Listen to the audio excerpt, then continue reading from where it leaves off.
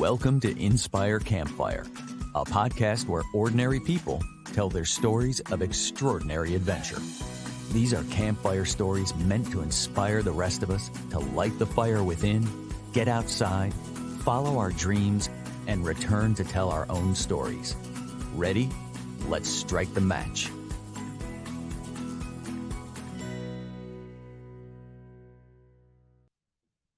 Welcome to the show. I'm your host, Scott Wurtzbacher. And if you are a lover of outdoor adventure, you're probably familiar with the Leave No Trace organization and their mission to pioneer science and provide solutions for protection of the natural world. What you might not know is that they actually have paid teams who travel all around the US, camping out of their Subaru Outbacks and living the Leave No Trace lifestyle. You can find them educating outdoor lovers through training, workshops, and programs about how to enjoy the outdoors responsibly. And I got to tell you, it sounds like a dream job to me. Today, we have with us Jesse Velleu and Elena Miyasato, and they are one of the Subaru Leave No Trace teams. These two are highly educated and full of energy and passion. Jesse has degrees, including a PhD from Michigan in engineering and design. And Elena has a degree from Clemson in biosystems engineering and a master's from Michigan in environmental and sustainability science. Now they're on the road and helping to move forward the very important work of teaching and living the Leave No Trace mission.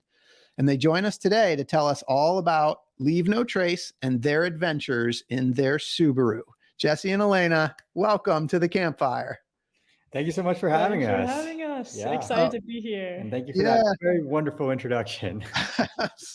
so excited. I mean, you're just cruising around the U.S. in an awesome car and just camping and just living the dream. I mean, let's just start there. What's it like to be able to have such an awesome job? Well, your life and your day-to-day is never the same. You wake up every single morning and you have to figure out what you're going to do that day and what that day is going to be. And that offers a lot of freedom. It also offers a lot of potential for adventure out there. Yeah, it's awesome. And for anybody listening or so watching the video, you guys are not in your tent right now. You're not in your Subaru Outback. You're actually enjoying the luxury of some air conditioning right now, which is kind of cool. Yeah, we are. Yeah, it's few and far between the days that we actually get to spend indoors. But it also gives us a chance to clean the car, which is a unique opportunity. I love it. Well, guys, for people that aren't educated on Leave No Trace, can you start us off just kind of high level? What is Leave No Trace and what are you two doing for them? Yeah, absolutely. So Leave No Trace is a lot of different things to a lot of different people. And this is a question that we like to ask others a lot of times when we're out there doing our education. And we oftentimes get answers like, leave it better than you found it, or pack it in, pack it out. Those kind of mantras that you hear all the time. But we like to think of Leave No Trace really as a framework for how we shape our relationship with the outdoors, or how we make minimal impact decisions. So it's not necessarily a set of rules, but it's a toolkit to kind of put you in that best position to make those minimal impact decisions. And this is something that has kind of originated out of the back countries, deep in the wilderness, in that lifestyle of living off the land, but has really evolved over time to being something that is really at the forefront of the front country. So think, camping, hiking, places where there's an actual bathroom available, and even into cities now in people's daily lives. So it's kind of this mantra that you can live by on how you can minimize the impact you are having on the outdoors while still ultimately enjoying the world that we get to live in. And so our focus as an organization is really education. So we focus on spreading the awareness of what Leave No Trace is, what are the specific skills and pieces of knowledge that can help you, better shape your relationship to the outdoors. And our objective is to really cast a wide net with this education. So really capturing as many people as possible, because, if you're someone who likes the outdoors, I'm sure you've realized that there are more and more people getting out there every single day. Yeah. And there's ultimately more potential for impacts or negative impacts on the outdoors. But there's also more and more people who are potential stewards of the outdoors as well. And so we really want to focus on, hitting these people, especially the novices who are getting out for the first time, and getting them this kind of foundational knowledge that can really set them up for success in the outdoors. Yeah, that's great. And so, so just high level, and we'll get into the details, but like, so what are you guys doing as part of your mission? We are the outreach arm of the Leave No Trace organization. So we are the boots on the ground. We're interfacing with the public as well as the federal land managers, so the Forest Service or the Park Service. And all while living and practicing these principles ourselves while we're camping, living out of the Subaru. And so there is an office staff out of Boulder, Colorado, of about 25 people that work on research and kind of studying what kind of communication tactics actually are most effective at reaching people. But then Jesse and I, as well as two other traveling teams right now, are the ones who are actually trying to see how people respond to kind of like our educational messages, and we'll adapt them based on the audiences in order to reach people as effectively as possible. So we also actively are getting feedback from what practices people are using across the country that works for them. And we kind of have the opportunity to share those practices through our travels in ways that most people don't get to communicate across the country the way that we do. So that has been really fun. Yeah, Yeah, absolutely. that's really cool. I love that. Like, I think probably most of us think of what you guys are doing as like you're out there kind of spreading a message, but what I'm hearing you say is you're actually getting feedback and bringing it back to the Leave No Trace organization. So what is some of that feedback that you guys are getting and bringing back? That's a great question. Leave No Trace is an organization that's based out of Boulder, and they Mhm. have this kind of little internal joke that is the Boulder bubble. Nice. Living in Boulder, you are in a community that is so interconnected with the outdoors, and it can be easy to kind of lose the forest through the trees, or so to speak. So Yeah. it's hard to see the bigger picture and how others are interacting with the outdoors, and what what recommendations we're giving to people might just not be feasible for them to actually follow. Is a hunter in the southeastern, states of the U.S. going to have the same relationship with the outdoors as, a kayaker in Seattle, right? And so these getting this insight and how people, what are the pain points that people are seeing with the recommendations that we're providing? What recommendations just aren't going to work for them and how they enjoy the outdoors? Because ultimately, Leave No Trace is a spectrum. It's not a black and white science. It's about doing the best you can with the position that you are in, and still enjoying the outdoors as much as we possibly can in that responsible manner. And so it's always important for us to kind of have that circular information flow of putting out information, seeing how it works for people in practice, and then adjusting and recalibrating as much as we can. Yeah, that's super cool. So, I mean, what I'm hearing you say is like there's a level here of where you're adapting to kind of almost what people are used to, and I guess comfortable with, depending on where they are all around the country. And it sounds like what you're really trying to do is to meet people where they are. Yeah, I think that's a great way to put it. We want to, give people tools to help them in their experience, not set the rules for how they have to enjoy the outdoors. Yeah, and could you share some examples of how people kind of receive what you guys are doing differently, or how they kind of interact with it in different areas?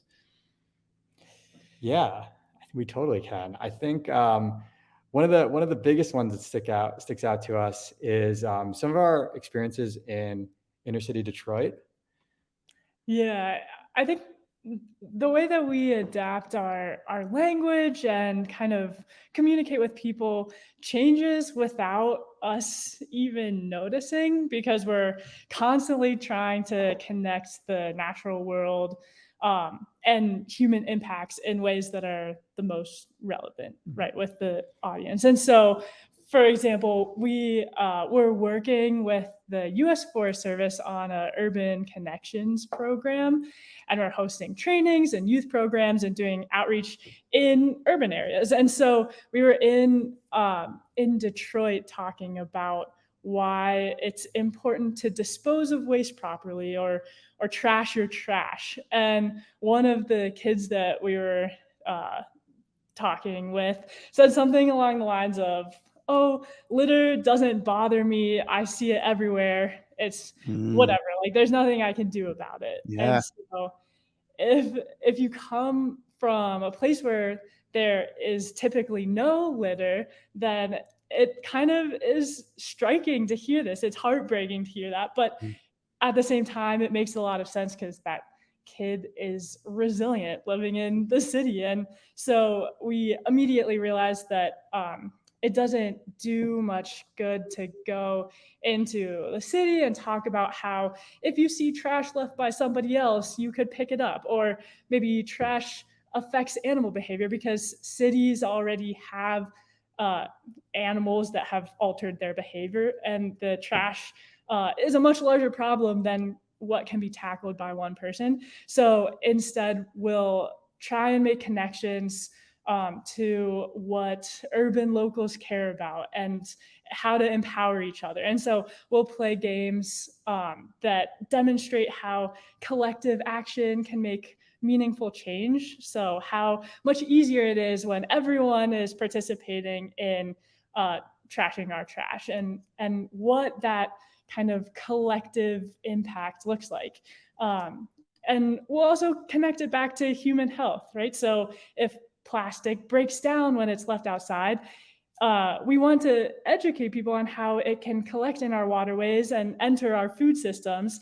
And we don't want to be eating plastic. And so we want to try to reach what people actually care about, which often is human health, and everything is connected. So that's a good kind of thing to talk about. Yeah, I think another great kind of case study to think about this question is with the example of a campfire, right? So a campfire, like the namesake of this podcast, is kind of that ultimate symbol for outdoor recreation. Yep. Right. And so at Leave No Trace, we have a lot of research and education that is focused on all of the nuances of how we can minimize different campfire impacts, whether that's the specific types of fuels we use, what kind of soil we build our fire on, what locations might be best to build a fire, and oftentimes focusing on what is an alternative to a campfire, so we can perhaps suggest people that they might not need to have a campfire, because the most Leave No Trace campfire is no campfire, right? If we're not building anything, that's the least amount of risk of starting a forest fire. But if I go into an inner city area and I start talking about all the intricacies of building a fire mound to insulate the soil, more often than not, I'm going to get blank stares, right? And that's not what we want to have happen. And what we realize is that we have to want to inspire someone to actually want to enjoy their world, to want to get out there and build that campfire before we can recruit them to become a steward of that land. And so it's really kind of shifting objectives when we're in these different areas. We have to first encourage people to want to kickstart that interest and want to having that fire in the first place, and then shifting the education to, okay, here's how the best ways to do it, and the safest ways that we can make sure that we're minimizing risk. And we believe that we're the ones who can kind of kickstart this interest, the ones that kick off their outdoor journey, and kind of tie it into that strong Leave No Trace foundation before they're even really getting into the outdoors. That's the person who's going to be best situated to kind of be an exemplary steward. I really love that. So it's like step one is get people excited and get them outdoors, and then step two is teach them how to do it in the way that leaves no trace. Yeah, exactly. Yeah. Yeah, that's so cool. So where are some places that we might find you as you're traveling around? Ooh, where are some places that you might not find us? Might be a better question. The only bounds that we have is the kind of lower 48. So we are all over the place, and we are not the only ones as well. There are two other teams that are kind of anywhere, any state across the country. Um, Yeah, the Leave No Trace traveling teams are circling around each other across the lower 48 states of the US. And an example of this is that we spent most of 2022 in the eastern half of the US. So we were up and down the Atlantic seaboard in primarily urban areas. And then starting in 2023, we migrated west and started out in San Diego. But we have traveled up around the Rocky Mountains and along the Californian coast for most of this year. And we're headed back east, slowly migrating towards the end of 2023. Um, Yeah, we sometimes have a bit of a wacky schedule. Usually we're not in a place for longer than 2 or 3 days at a Okay. time. And oftentimes we're not traveling too far between events. We try to line up our events and our programs in a way that makes geographical sense as much as possible. But that doesn't mean there isn't the occasional week where, on Monday we're doing a program in New Mexico, and on Thursday we're doing a program in New York, right? So we could be all across the country. Um, And in that situation, are you driving yourself? we are, yes. Yeah. We only travel via car. Yeah. We do not fly at all, and we bring our whole lives with us wherever we go. I mean, that sounds so awesome. I want to get into a little bit deeper the principles of Leave No Trace, but you just kind of opened the door. So I think I'd really like to hear a little bit how you guys got involved and sort of.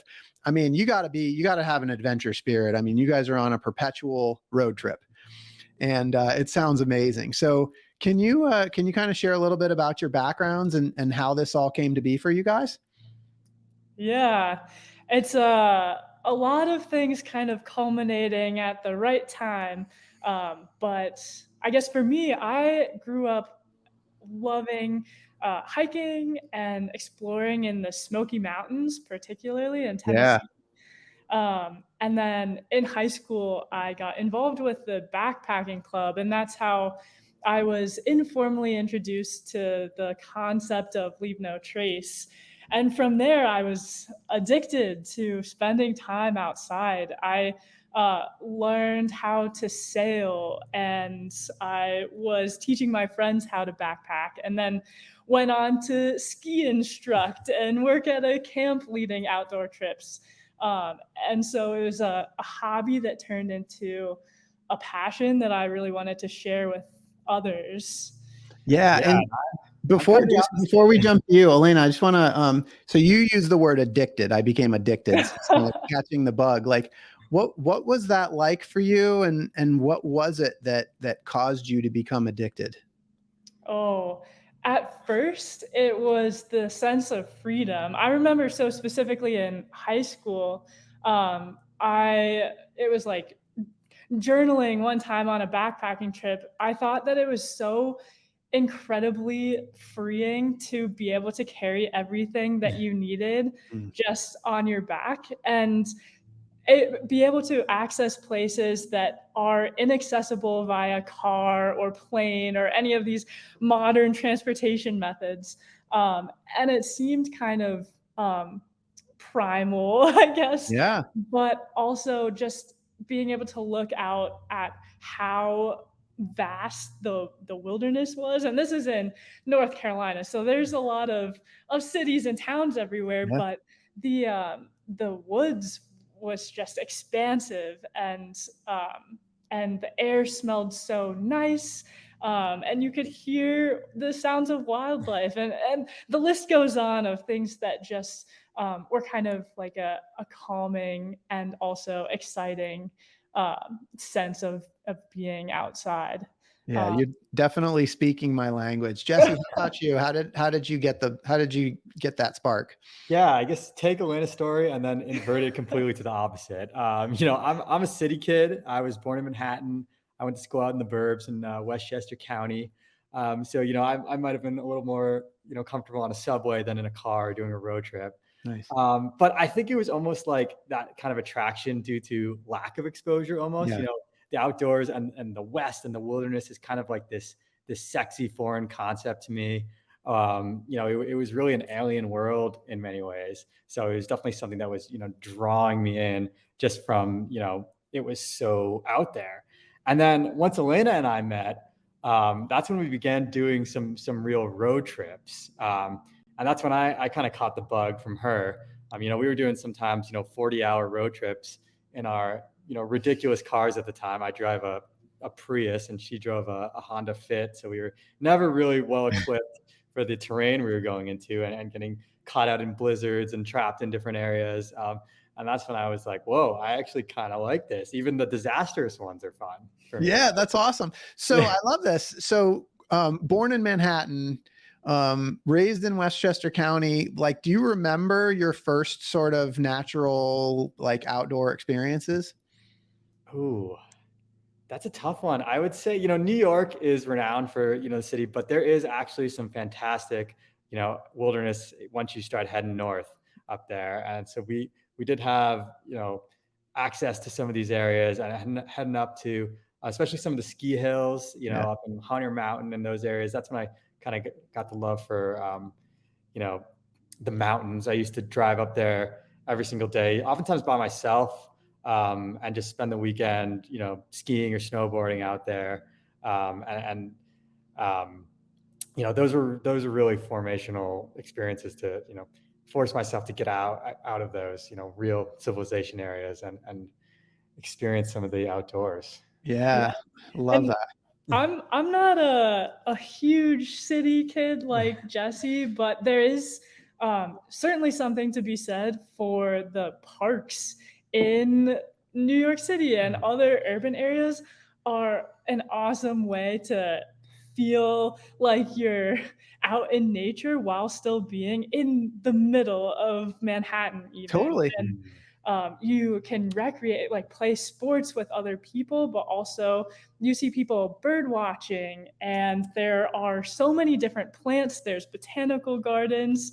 And I remember, I guess I'm from Cincinnati, so a smaller city than New York, but I would go to the nature camps as a small kid, and we would be given like a 1 by 1 foot square of dirt and told like, hey, look in this dirt and see how many living things can you find. Yeah. And you can find that anywhere, whether you're in the middle of Manhattan or if you're out in the Tetons, which is just really cool to take that sort of lens and zoom in. Yeah, totally. And I mean, Central Park is amazing. There's parts of Central Park where you feel like you're out in the middle of the forest. It's incredible.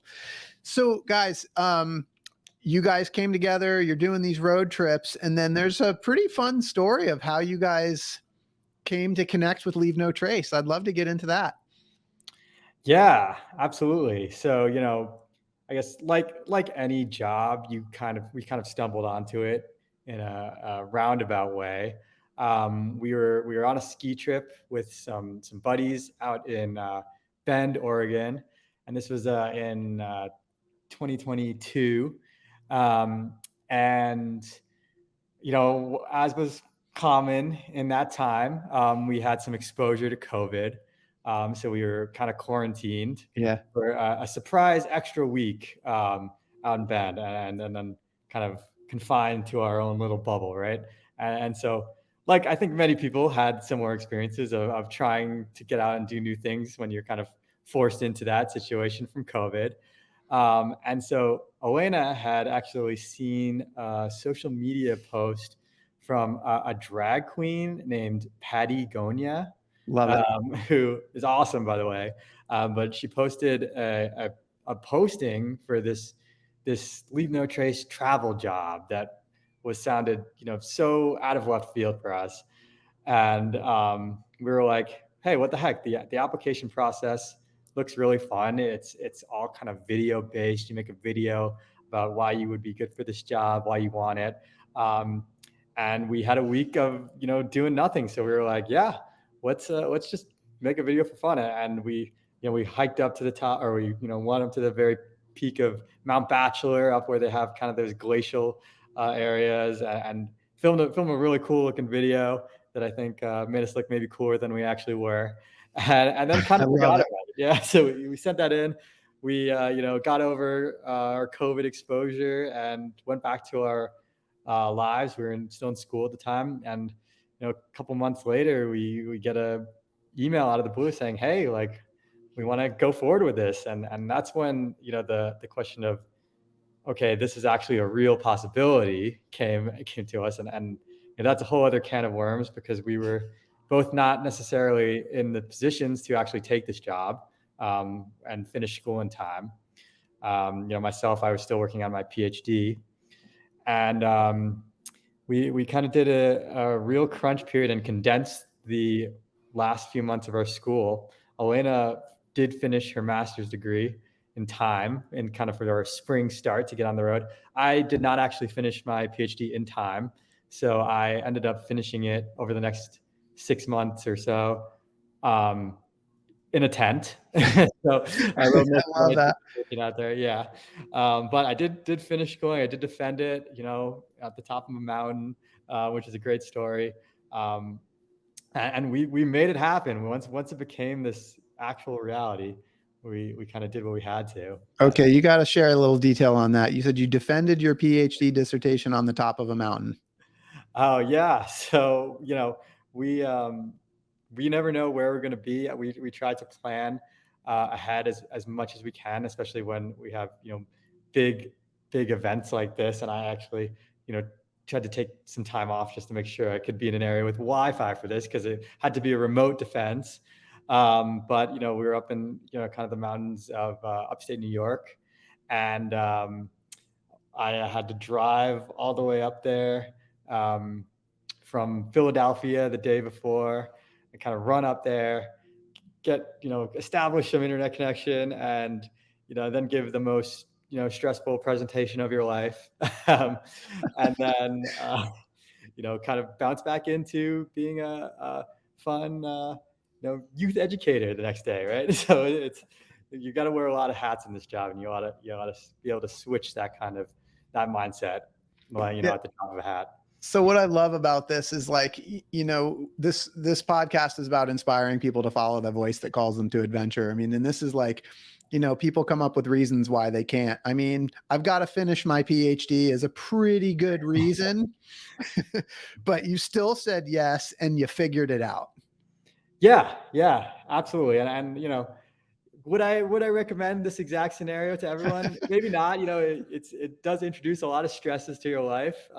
So you got to be the right type of, you got to be open to it and willing to do it. But if you kind of let these opportunities in, I firmly believe that you will be rewarded. I love it. So I want to come back to some of the stories you guys have experienced along the way. Before we do that, can you just kind of dive into a little bit more detail about Leave No Trace and some of the principles and the problems that the organization is solving? Yeah. I guess the best way to put it is our job is to fill in two primary gaps in understanding, and that's how the natural world works and how human actions impact nature. And then we found that when people know both what to do and why it matters, they're more likely to adapt their behavior into practicing more minimal impact actions. And so the way that we teach what tangible actions people can do to help take care of the outdoors is through the 7 principles of Leave No Trace. And they're not rules, they are guiding principles to help people make good decisions. So at a very high level, the 7 principles are: number 1, to plan ahead and prepare. So kind of the godfather of all the principles. It's arguably the most important. It's the thing you do before you get in the outdoors. It's the research you do ahead of time. It's the gear you're bringing. It's what's setting you up to be in that position to make those minimal impact decisions. The second principle then is to travel and camp on durable surfaces. So this is really, stick to trails for the most part, but it's understanding what surfaces are going to be, more hardy, more resilient for use, and what might be more fragile. Anything from, what is better between dry grass or wet grass. Hint, dry grass is going to be more durable, all the way towards, what are some of the impacts of stepping on cryptobiotic soil, which is, also known as living crust or biocrust, and, where a single footprint can take up to 10 years to recover. And so understanding, what these different surfaces are and where we should, confine our usage to. The third principle is to dispose of waste properly. And so this is two categories for this. This is our trash, and this is also our human waste. So our poop, our pee, our periods, all those fun things. So understanding what we need to do with those things and making sure people are comfortable asking questions. The worst scenario you can be in is if you're in the woods and you have to go poop and you don't know what to do. So making sure people are comfortable and knowledgeable about that. Principle number 4 is to leave what you find. So that's, take only pictures, leave only footprints. So why you shouldn't carve your name into trees, what kind of damages that can have, talking about cultural sites or heritage sites, why you shouldn't pick, flowers from a wildflower patch, and how those impacts and things that you can take can really accumulate over time. So if one person carves their name into a tree, that's really signals or opens the floodgates for other people. For sure. How that kind of social phenomenon spreads. Yeah. The 5th principle is to minimize our campfire impacts. We spoke about that a little bit, but there's a whole host of different techniques and skills you can use to have a safe campfire, and understanding when you can and cannot have a fire, or when you should or should not have one. For sure. Yeah. Number 6 is to respect wildlife. So that's, how are we securing our food, how we're giving wildlife enough distance to live their lives, how we can have that relationship with them while allowing them to be, unbothered. So, a simple idea, but something we definitely see a lot of issues with, especially recently in some of the national parks. If anyone has followed those news, there's been a couple of instances of, tourists picking up animals and issues coming out of that. And then finally, the last principle is just to be considerate of other people. And so understanding that the way that we, experience and interact with the outdoors alters the way that other people, can experience and interact with the outdoors. And so this is anything from, who has the right of way for a horseback rider to a, mountain biker on a trail if they're coming at each other, to, how to best calibrate your expectations for, a visit. So you're not, pissed off the whole time because you go to a popular campground on the 4th of July and people are playing music, but you were wanting to, listen to the sound of birds, right? So how to set your expectations correctly and properly plan your trip so that you are in that position to, experience what you expected to in the outdoors. And so these are, 7 very kind of deceptively simple ideas. But there is a whole host of research and science that goes into both, understanding what people should do in kind of all these categories, and then also the social science aspect of how can we effectively communicate it to others in a way that's really going to inspire them to follow these ideals or inspire that change in how they interact with the outdoors. Yeah, I love this. I mean, they do seem super simple and common sense, but at the same time, sometimes we don't know what we don't know. Yeah. Yeah. And because we're always on the move, we're camping most nights of the year, we are actively practicing these principles as often as possible.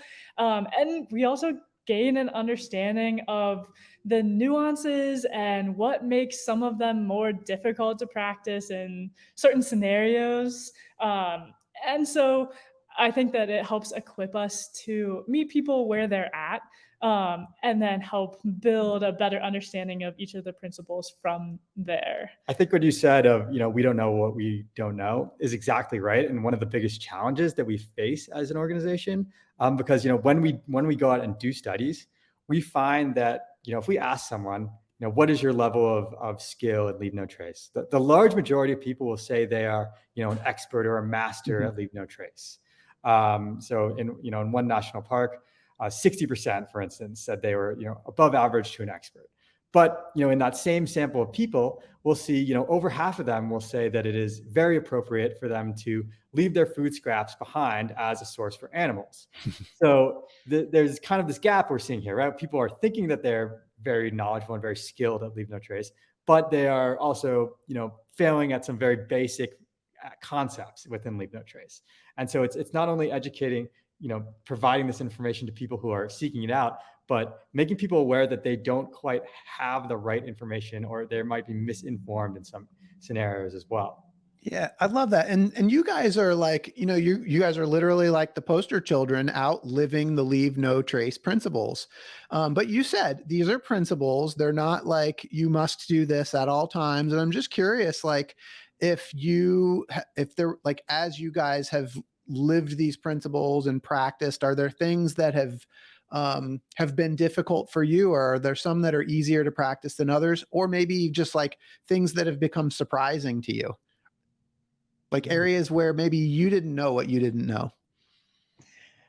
Yeah, I have an example right before starting this job. I think one of the hardest things is talking about what we think we know without being sure. So, for example, before starting this job, I was hiking with a friend, and I saw them throw orange peels on the ground, and I knew that it was not good to leave your orange peels on the ground, but I didn't know why. And I also had no idea how to bring it up to them without being confrontational. And so I just kind of meekly went over and I picked up the orange peels and I put them in my pocket. And my friends saw me doing this and they asked, like, why are you picking up the orange peels? And I was like, I don't know. And so now I think that by learning kind of that, for example, we teach how orange peels and food products in general affect animal behavior to the extent of habituating them to places where people recreate, and thus creating conflict between humans and animals. That is the information that I wish I knew in that moment, but I didn't have the words to explain. And so sometimes there are instances when you can't really have that conversation and you need that knowledge. That's a really great example, actually. I love that. I mean, you knew, but you didn't know how to communicate it. And that's awesome. Yeah. I would just add on that I feel the hardest principle for us specifically to follow is actually principle number 1, to plan ahead and prepare, because there's really 2 parts of that, right? It's prepared, which I feel we always are, because we live with all of our equipment and all of our stuff in our car with us at all times. So we always have the gear, but the planning aspect is something that, once when we're talking about it at Leave No Trace, we are envisioning someone who's, going on a backpacking trip. They have time to think ahead. They have time to do the research. And for us, that is every single day. We're moving. So it's easy for us to fall behind on that planning aspect. And that's one of the biggest challenges that we grapple with. But it has also led us to some of our kind of wackiest adventures that we have had out there. Yeah. So let's go there. Tell me about some of your wacky adventures. Oh, yeah. Well, I guess HAR said it best, where 100 bad days make 100 good stories. And I'd say that pretty much across the board, our most memorable stories are when we faced inclement weather or some sort of mishap. Yeah. There was really record precipitation in a lot of the country, a lot of the West this winter, especially. We were in Utah when they broke the record for most snowfall out there.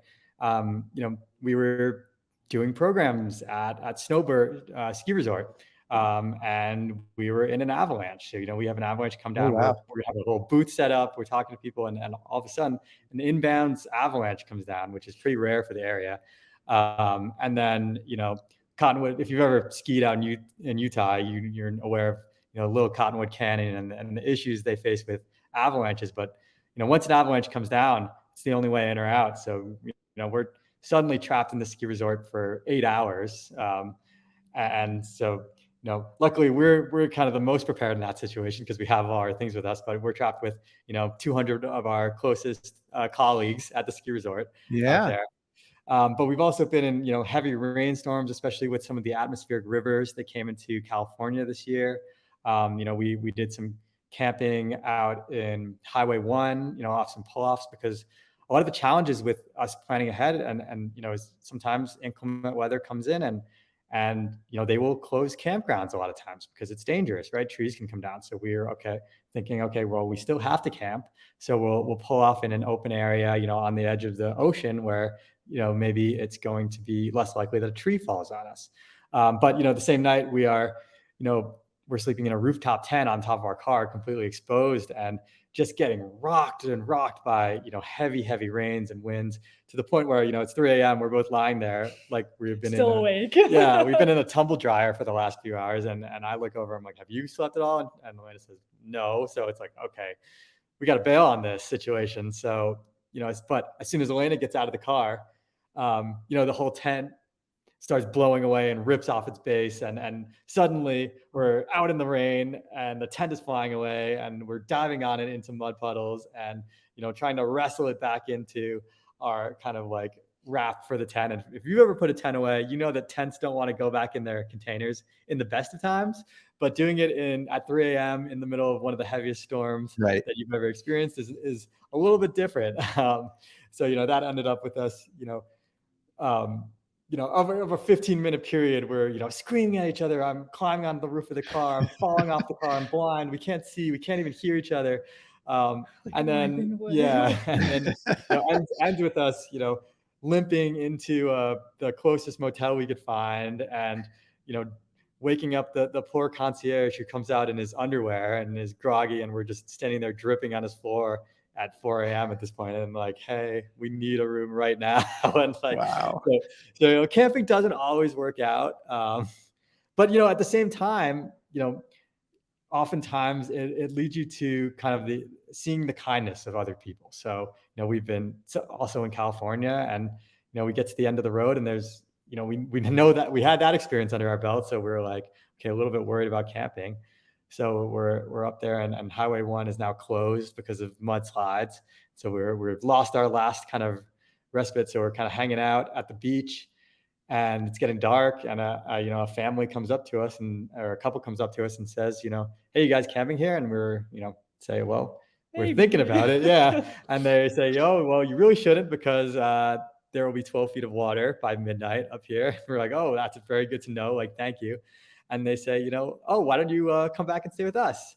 And so, we've had a 30-second interaction with these people, but they're already inviting us into their home. Now, this was I would never say a bad word about this couple because they housed us for multiple nights and they were absolutely lovely to us. But when they invited us to stay in their love shack, as they called it, yeah, we were a little bit cautious, but it ended up being a beautiful, kind of compound of different little cottages that they had, and they had canceled some Airbnbs because of the storms. And we're just like, yeah, you guys have your own little cottage. Stay as long as you want. And so those kind of examples of kindness and getting to know someone who you would have never interacted with in like a normal life are really the highlights out there. Yeah. And that's what adventure is all about. It's interesting because the weather related stories, you guys are telling these stories with huge smiles on your faces and you referred to them as wacky stories. I'd probably call them scary, scary situations, but I'm curious, like, is that something that you had anticipated when you took the job and kind of as you were on the road? And just kind of curious how those experiences have changed you. I think in many ways, this job largely requires leaps of faith, and there are ways in which we can prepare as best as possible, but sometimes we do rely on like faith in humanity. And as much as possible, we also want to help out if we have things in our car that can help other people, like water or an extra shelter if their tent is getting rained in. We have that and can provide it because it's kind of like we we've been on the receiving end of people paying it forward. And the better we can prepare, the better that we are able to equip other people to enjoy their time in the outdoors. Yeah, and I think that the commonality that you see across everyone you talk to is, it doesn't matter who they are, but once you start talking to them about what we do and about protecting for the outdoors, everyone can get behind that message, and everyone can really open up to that, and that really opens up some doors if you are communicating that you're out here not to destroy the area but to help protect it. People are really, really welcoming in that scenario, and it's really, really great to see, and it's great to have these conversations with people from all these walks of life. Yeah. I can see that. Yeah. Outside of the weather stories, we really enjoy having conversations with people from all walks of life. And one day we'll be staying with a Yale administrator in their carriage house because we're doing a scouting event in Rhode Island. And then another day we'll be hanging out with houseless individuals who call themselves tree people Nice. in a laundromat in Yeah. the Lake Tahoe region. And we'll play games and talk about pretty common values of how we care about our friends and they care about their pets. And it's just a really unique opportunity to connect with people across the country and share in this love for the outdoors. Yeah, I can totally see that. I mean, you guys are so full of energy, but to show up with this spirit of, hey, we're just here to help.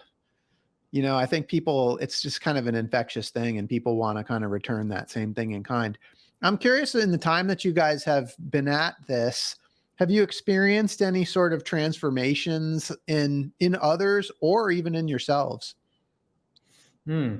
Well, internally, I mean, it is a job that is tiring, but it is very good for your soul. It really kind of, you're out there, you're moving through the world, you're moving through space, you're seeing all these different people. It makes you, reevaluate your priorities to some degree. What that work-life balance you want to be. Do you want to make a living or do you want to live your life? And so that's definitely something that for me, I've had to take a step back of, I've been in kind of an intensive, work situation, doing a PhD and all those things, and kind of slowing that way down for a year or two, and figuring out where do I want to fall in between those kind of spectrum out there. Yeah. And Elena, how about you? I think that through this job, I've become a much better communicator. And before traveling on the road, I cared a lot about the environment, but it was this very internal thing. Like, it was my belief system, and I didn't really know how to share it with other people. And I think that we see that a lot with many of the groups that we work with. Like, they care so much about the outdoor spaces in the areas that they're from, but too often that kind of comes out through scolding people or like making people feel bad about what they don't know, kind of thing. And so it's been really, really wonderful to see pretty much everywhere we go, we're equipping people to have positive interactions and communicate how to take care of these spaces that is both empowering and also encouraging people to enjoy the spaces as well, as opposed to stop doing the things that are bad. Yeah, I love that. How can people learn more about Leave No Trace, get involved, help spread the message? Yeah, well, I mean, the first thing you can do is get outside.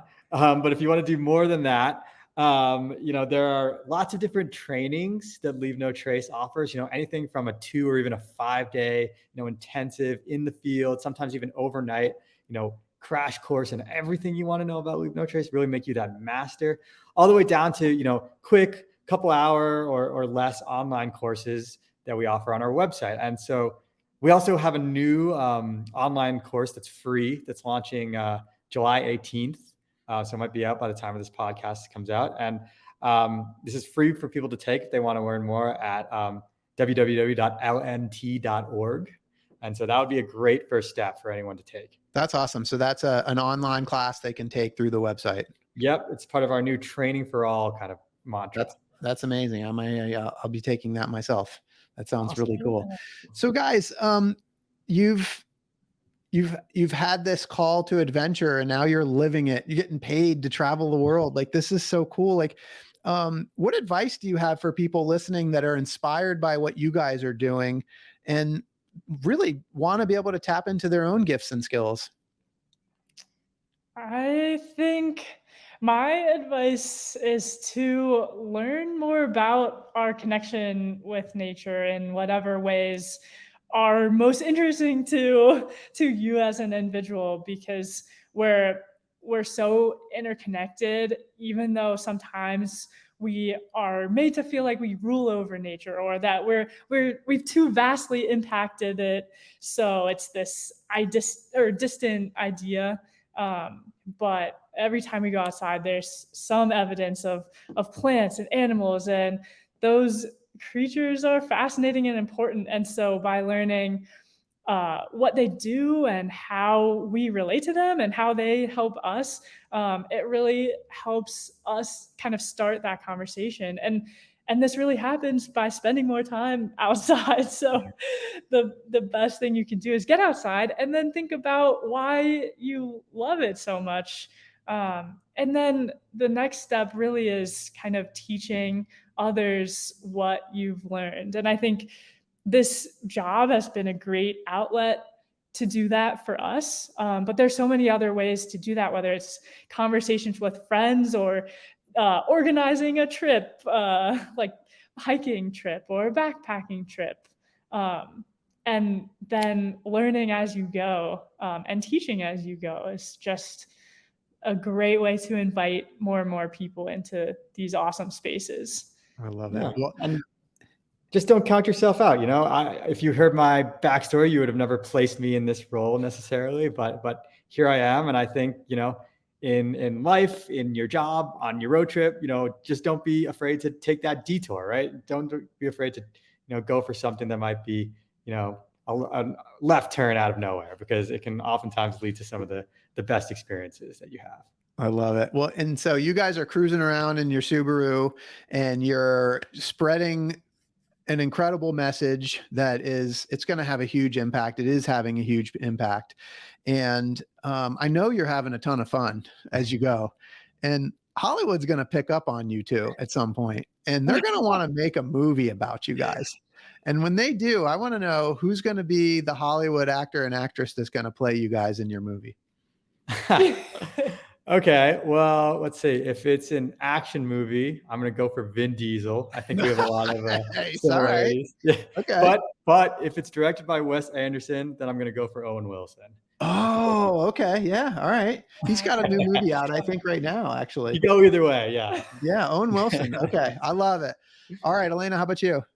I was thinking more in terms of my life overall. I would choose Emma Watson as the young me, and then Michelle Yeoh as my older self. Okay. All right. Very good. I love this. All right. So what's the movie going to be called? Get out. Side. Get outside with the parentheses around the side. It's a horror comedy.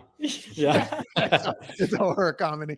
Okay. And either Vin Diesel or Owen Wilson and Emma Watson, Michelle Yeoh. I love this. That's quite the billing right there. Yeah, I love it. This is going to be fantastic. Well, guys, thank you so much for spending some time with me here today and helping me to learn a little bit more about the Leave No Trace principles and what you guys are doing. And thank you for the work that you're doing. It's incredible. And I know you're following that call to adventure, and it's just really inspiring to watch. And for those listening, I hope you've been inspired today as much as I have. I hope that Jesse and Elena's story has encouraged you to listen to the voice inside that calls you to adventure, because we want to hear your story next. If you have a story to tell or just need a nudge to create one, please send me an email. We'd also appreciate it if you'd help us spread the word by leaving a review and sharing or tagging Inspire Campfire in your social media. And until next time, I want to encourage you to get outside. Thank you for listening. Jesse, Elena, thanks so much for being here. Thanks for having us. Thanks for having us.